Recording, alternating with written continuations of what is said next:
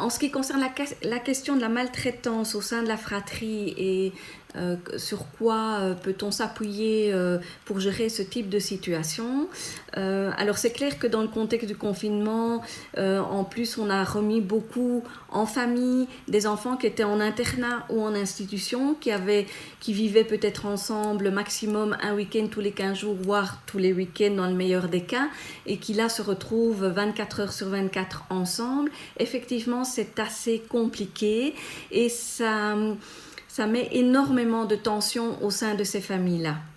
Et donc dans ce cadre particulier-là, faire des vidéoconsultations en famille avec l'ensemble de la famille sont particulièrement intéressantes pour nommer les difficultés et puis par ailleurs de pouvoir réfléchir quand même avec les parents concrètement à ce qu'on peut mettre en place.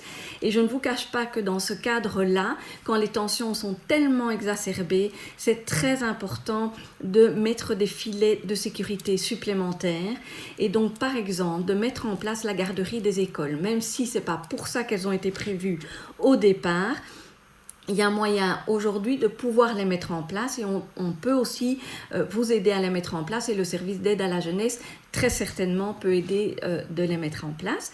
Maintenant, de nouveau, c'est important de prendre le temps en vidéoconsultation avec les familles de pouvoir mettre des mots sur ce qui se passe et de ne pas avoir peur de prendre les enfants ensemble et d'utiliser des petits outils, déjà pour que chacun puisse se situer sur comment il se sent à la maison, à partir d'émoticônes par exemple. Alors des émoticônes, il peut y avoir ceci, où on reprend bien les différentes émotions. Il y a aussi la carte des émotions qui existe. Mais vous pouvez aussi trouver ceci sur Internet où, de manière assez imagée, chaque personne de la famille va pouvoir dire comment il se sent. Mais on peut aussi, avec les enfants, leur lire des livres. Ici, j'ai fait une photo de plusieurs livres qu'on peut utiliser. C'est moi le plus fort par rapport à la prise de pouvoir, mais aussi le tournoi des jaloux, Grosse colère, Puni Kajibi. Ce sont tous des petits livres où on peut lire l'histoire aux enfants pour essayer de mettre des mots. Mais vraiment, il faut essayer de baisser la tension dans ces familles-là et donc très souvent quand même la question d'un éloignement, ne fût-ce que quelques heures chez un parent proche ou en garderie d'école s'avère tout à fait indispensable. Parce que, de nouveau, c'est la question de la protection qui est quand même prioritaire par rapport...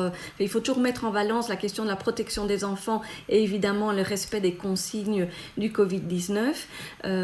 Donc, il faut bien que ça se réfléchisse, évidemment, mais cette question de protection est quand même un fil rouge qui doit nous traverser et ne pas avoir peur de nouveau de demander de l'aide, ne fût-ce que des conseils en équipe SOS Enfants ou, si nécessaire, que nous intervenions dans la situation pour aider à mettre les choses en place et pour aider à ce que les tensions s'apaisent de manière suffisante.